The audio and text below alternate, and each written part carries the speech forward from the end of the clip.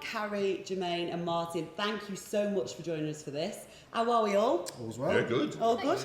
Lots of head nodding, thank you. Right, let's talk about the Premier League. And we're going to start, I guess, by getting your thoughts on which clubs you think have done the best business. I'll start with you, John. Oh, I really like Chelsea. I think what Chelsea have done is they've taken a team which has just won the Champions League, but were well short last season, let's be honest. I mean, they had a lot of ground to make up in the Premier League title race. And they've signed Romelu Lukaku, and what a player. I mean, you just think he transforms them. He'll give them lots of goals. I think he's improved so much since he's been away from the Premier League, if you like. So I think he'll be really good in the team. He'll make them so much more better, I think. And of course, you know, right at the end, right at the death, to get the Samuels as well on loan. Fantastic inspirational signing, really. So their quality of signings and their quality of deals has been fantastic. So I actually think they've probably done the best business in terms of actually really transforming themselves. It's been spectacular with other ones, of course, but I just think that Chelsea have made themselves a lot of people's, you know, sort of tips for the title now right up there, going to be challenging with Man City. You're right, I mean, it certainly has been some transfer window. But with that in mind, then, do you think Chelsea are going to challenge? Yeah. Challenge? Oh, Yeah, I think they can win it. Are they going to win it? I think they might nick it. Yeah. Do you? Above Man City? Tell us why. Well, they've got off to a flyer with players like Ferran Torres, Gabriel Jesus playing what we think is out of position. He's saying he's always been off the right, but it's working right now, and Pep will make it work for a period of time. I think the difference between the two clubs there, as John was talking about, is Chelsea identified their issue and fixed it with exactly what they needed, and City didn't. And we saw the impact of something similar that happened to Liverpool kind of the year before, when there was a lot of talk about maybe needing backup in certain situations. If this may happen, it did happen, and it knocked them for 6.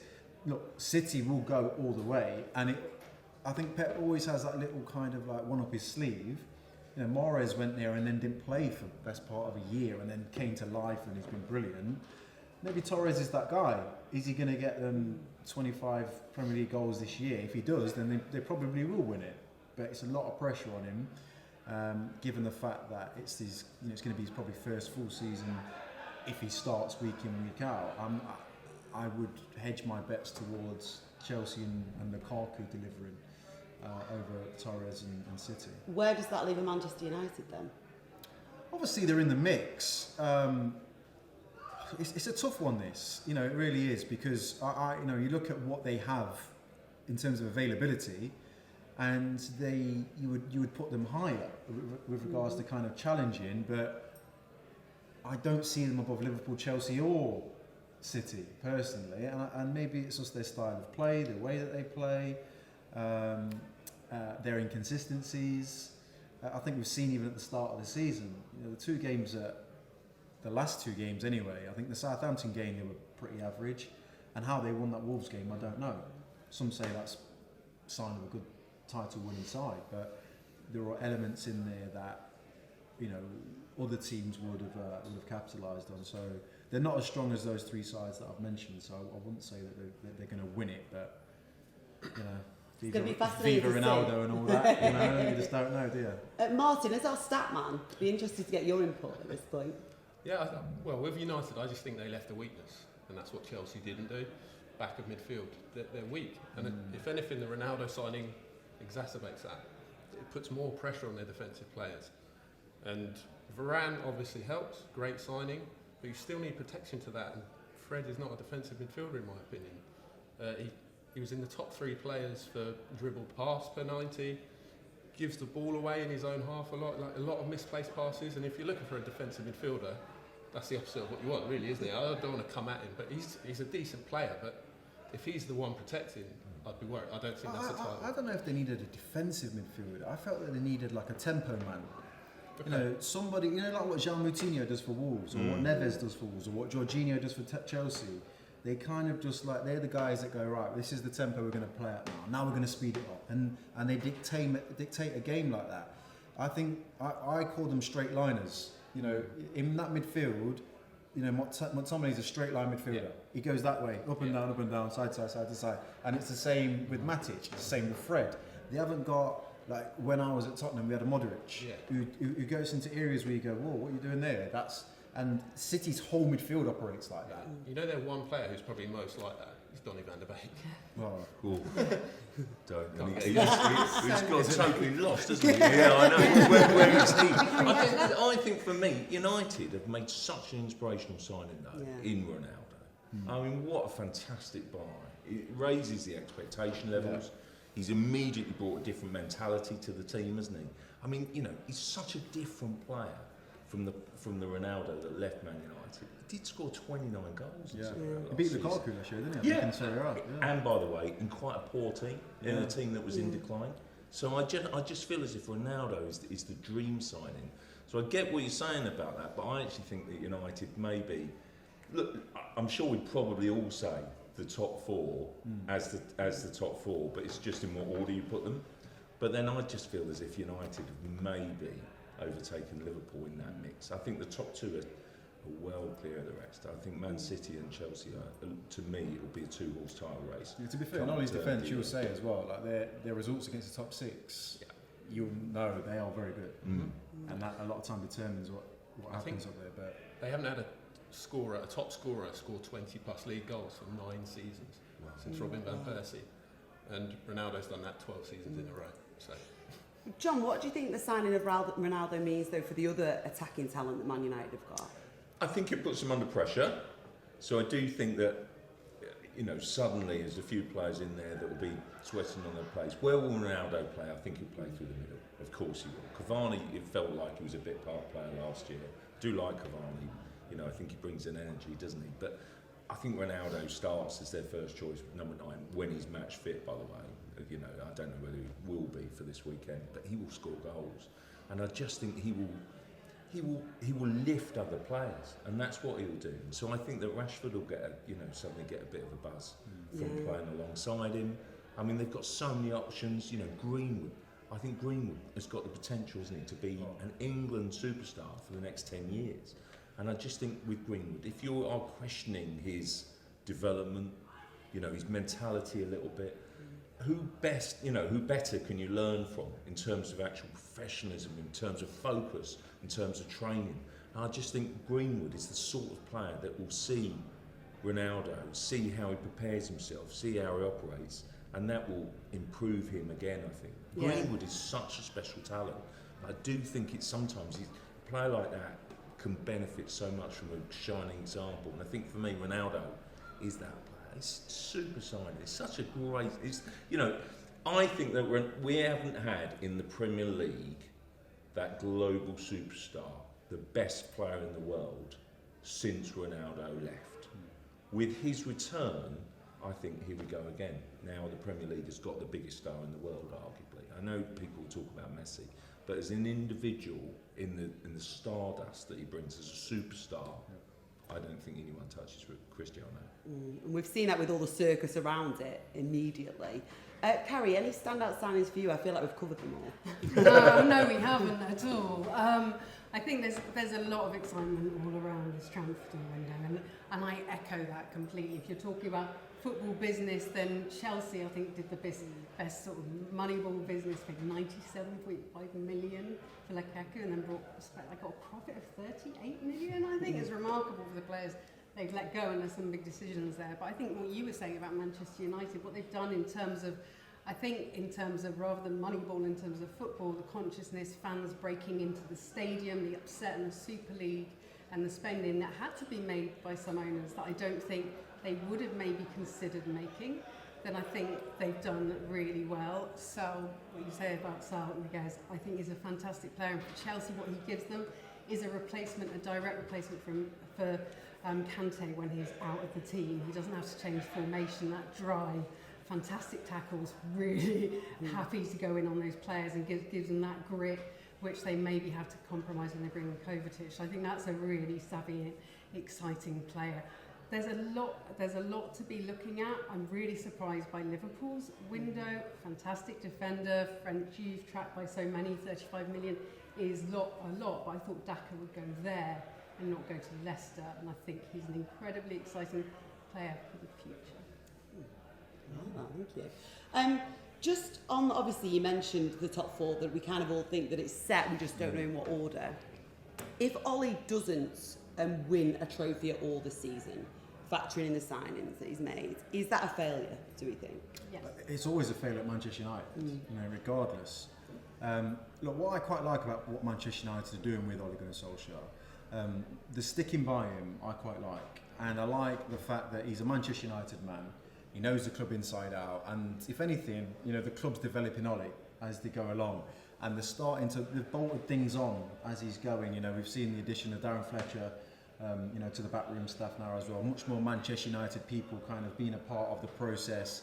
It's almost kind of, when I remember like speaking to players like Rio, and it's almost similar to kind of what happened at Arsenal, where you kind of go, why have you not harnessed what you had with Vieira and Sol Campbell and Henry and Ashley Cole and all these players that were part of that unbelievable team? How did the club not harness that and just keep it? I know Freddie Ljungberg was there and so on, and Steve Bold, but there was more to keep going with.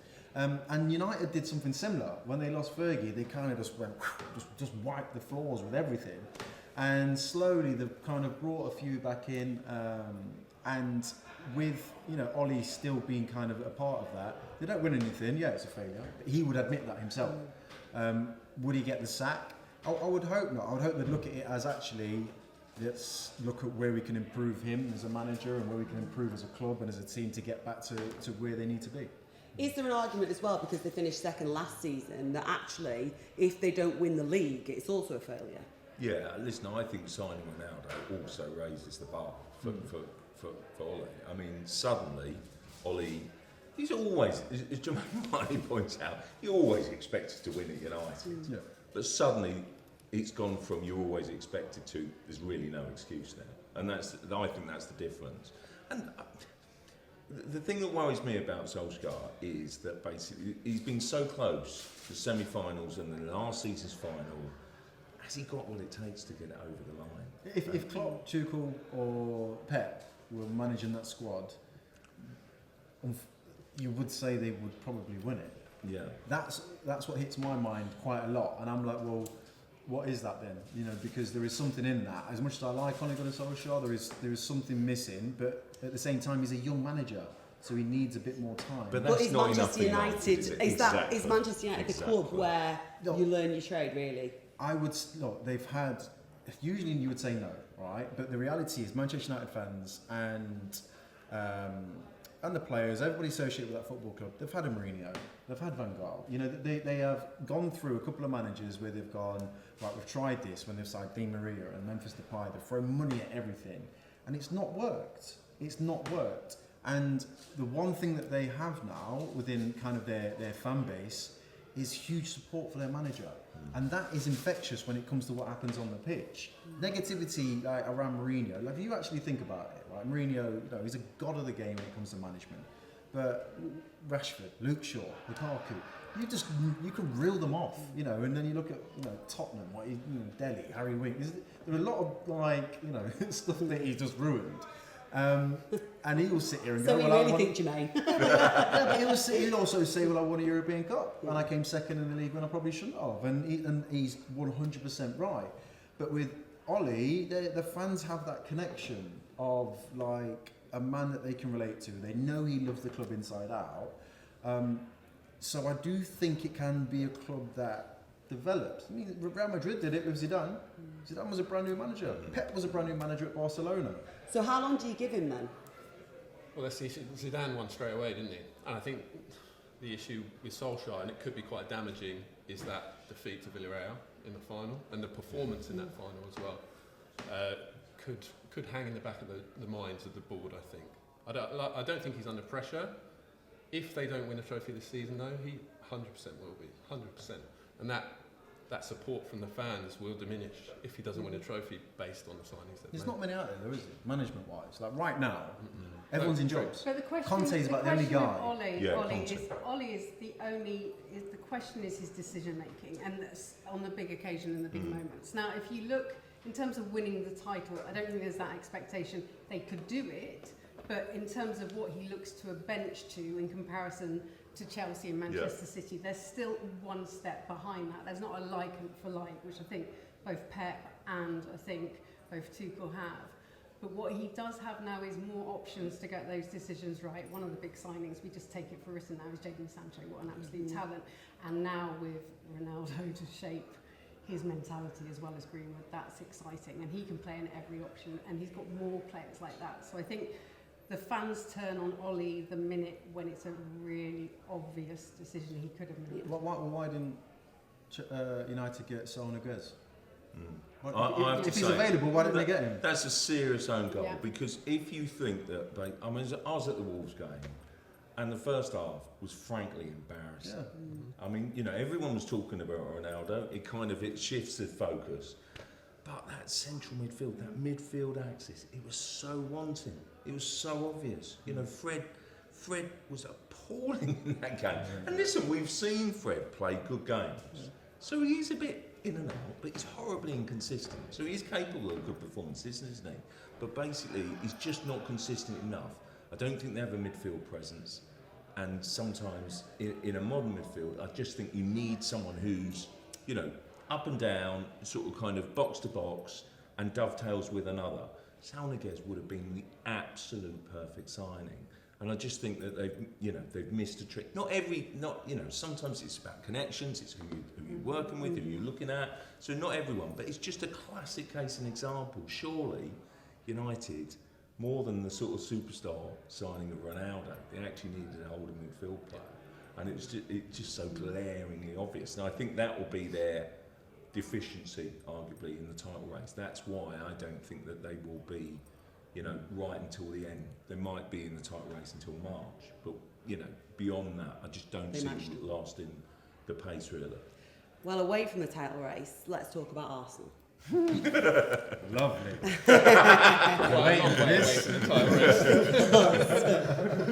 They've spent big, but have they spent well? If you nearly 160 million, here he goes. Here's the defence.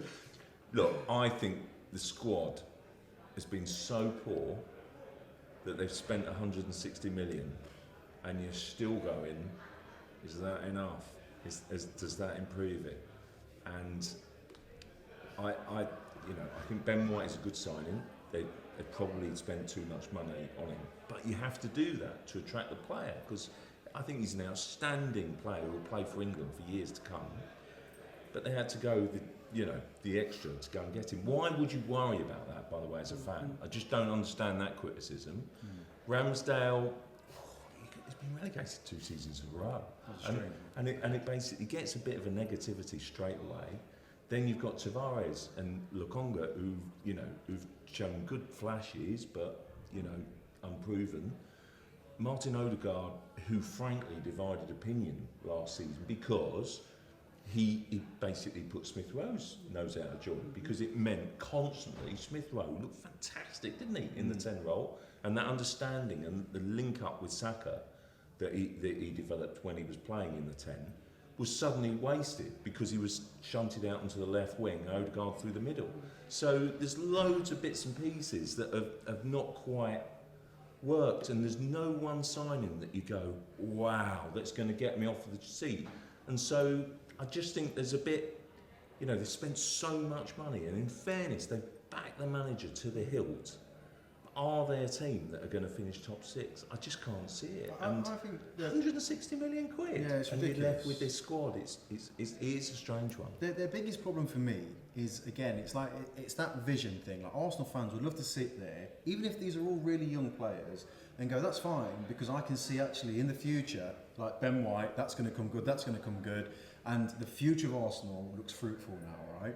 And if we've just been talking about some of the best signings, and we spoke about Chelsea, because actually highlighted a problem, boom, fixed it. Last couple of years ago, it had been Liverpool with Van Dijk and Ruben Diaz with City. Because let's not forget, I mean, City brought in John Stones for around 50, Ake for around 50. John Stones eventually worked out. Ake don't look like it's going to go too well, and not too many stones get thrown at City for spending £50 million on players. It's more to, for me, what was really I found the Ramsdale one. madness. I don't know how it happened. You let Martinez leave, and then you've got Ramsdale there. Crazy. You was after Maddison at one point. Yeah. I don't get why he was after Maddison when you've got Smith Rowe, who you've backed and developing, and then, as you said, you had Martin Odegaard on loan last year. I don't remember him lighting it up too much. No. I remember him playing okay. Felt like a panic because they didn't get what they wanted with Maddison. And then it's like, you've got these good young players like Willock who did light it up, and then you let him go. So I think it's those inconsistencies of Arsenal where you kind of go, what is going on? Something strange going on They here. are all under 23. And you speak to, I have never known a season before, when you speak to Arsenal fans, both friends and that you meet on your travels and walking up to the matches, saying, I don't know whether to renew my season ticket. The only reason some of them renewed it was Smith Rowe and Saka. But they've been tracking, as you have, as an Arsenal fan, their future all the way to this point, but they didn't expect to arrive without a senior team around them, and that's a reality. Even Chelsea, who don't buy seniority, brought in Thiago Silva when they knew they were too young and they needed an experienced leadership. To not bring anyone of any seniority, to let Bellerin go, and the reason he didn't go to Barcelona is they didn't have a backup for him. And everyone talks about Xhaka and, oh my goodness, why do we sign him again? Because he was man of the match and often one of the most commanding leaders against Chelsea in their win, and yet is still a liability. And it's this focus on youth, and you watch Smith Rowe and you watch Saka, and Tierney is struggling with a bit of confidence because of what is surrounding him at the moment. And yes, they've had the COVID crisis, but they get lost, and Saka doesn't, Smith Rowe doesn't, Tierney tends not to unless he's trying to be a whole back line. But if it becomes a whirlpool, when the rest of the players that should be doing their job when they're doing their job, they just get sucked into it. Their talent gets completely wasted, and the defensive guffaw that was Brentford. Yeah. What a way to start the season. How much of the blame do we place on Mikel Arteta? You have to place a fair bit. The one sort of consideration I would have is how good is this squad? They're a mid-table squad in my opinion. They really are. There's teams like Villa, Leeds, Everton. I'm a Villa fan personally. If you were asking me how many Arsenal players I'd take in my first team, 3, 4, honestly, 3 or 4. They're just not the club that they once were, and the issue is Arsenal fans will be able to live with that if they're playing attractive football. I think that's what everyone expected, and maybe naively, he's worked with Pep Guardiola, he's going to be like a mini Pep.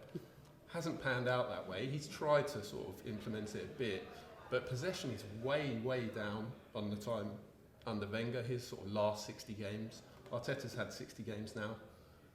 Emery actually earned the same amount of points per game as Wenger in his last 60 games, and Arteta's is way down. And the shots are way down, and the goals are way down, and that's the issue. Defensively, especially out of possession, they're actually a little bit stronger. He's actually, and that was, to be fair, one of the priorities for him to fix was the defence, and he has to an extent. They're better. Doesn't seem like a good time to say it after the start that they've had, but tail end of last season, much better defensively. It's hard to quantify in today's game how much of it falls on the manager, I think, and I think we can all sit here now and go, well, you know, he's the manager, he signed him, blah, and you see him on Instagram with a picture of it while they're signing with a bit of paper and the manager puts her arm around him. There are so many different things that go on in football clubs now in regards to kind of the buying of players. It doesn't fall at the manager's feet, and it's a difficult position for him to be in. You know, he loves that football club wholeheartedly, Mikel Arteta does, and I'm pretty sure if we got to sit in a private room with him, if 10 signings came through the door this window, he probably only wanted 4 or 5 of them, and that's where management is very, very difficult in today's era. Yeah, because he also has to sort of toe the line publicly. You're right, he can't come out and say... He's got to back it, he can't toe the line. Yeah, exactly. No, but that's what I mean. Yeah. So he can't come out and say, well, actually, this is what I actually wanted. No. But also, just finally on that, as a player, how appealing are Arsenal? Oh, that's horrible. Look, Arsenal Football Club is a massive football club. Let's not dispute But right now...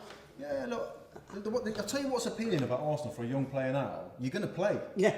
You're going to play. You want to go somewhere where you're going to play, right? And the only thing that's not that appealing about Arsenal Football Club right now is the volatility that surrounds it, and the fact that you could get sucked into that.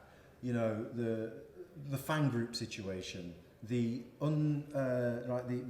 unrest of all the fans and how angry they all are. I mean, Carrie was talking about season ticket holders not really wanting to renew season tickets and stuff. And, you know, there was a period last year where, I'm not saying it's because I'm more Tottenham, the Tottenham fans were going through a very similar situation last year with a few minute like Enoch and what was going on with the football club. It's for a footballer, you want to be playing games, you want to be developing. And if I can look Mikel Arteta in the eye, if I'm Ben White and I can look him in the eye and he develops me and improves me as a footballer, I can back that. All the other stuff that comes with Arsenal Football Club right now, it's hard to deal with. But as Saka has proved, by carrying that club on his back for the last season and a half, it is doable. Yeah. See, I think it's so interesting that the first thing you say about is the fan group. And I think the moment that the fans really turn on Arteta, I mean, Arteta has spent this whole summer saying it would be great to have the fans back, we've missed them so much.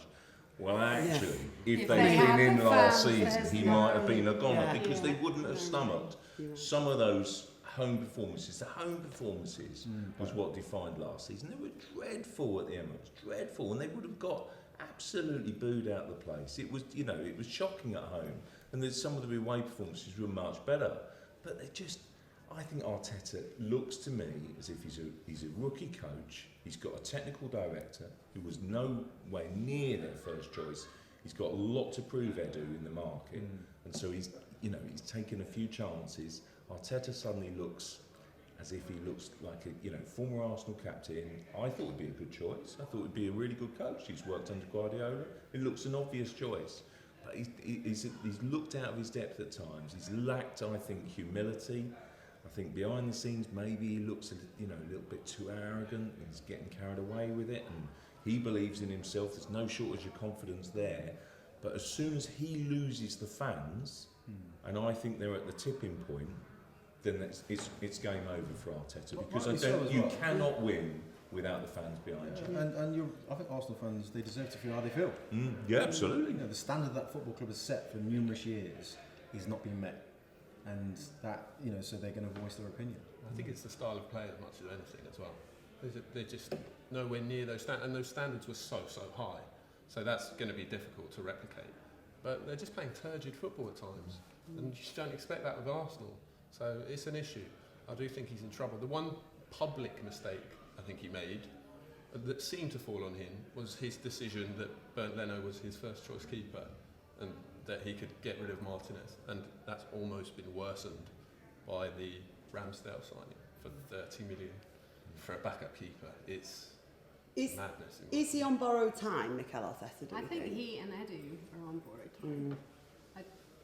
I found it interesting that Edu followed Perslow's example by speaking to the fans, but then wouldn't give any target of what he thought success was. And I think that's really embittered Arsenal as well. So I think I think there's a lot of questions about Edu's recruitment previously as well, and so I think you've got to measure the two. And Arteta's had the COVID crisis. He's got a big opportunity against Norwich, but I think a lot of attention's got to be on Edu as well. What it's highlighted for me is there was a 5-year period, I would say, with Arsenal that Arsene Wenger and whoever was buying their players deserved more than a statue and a stadium named after him.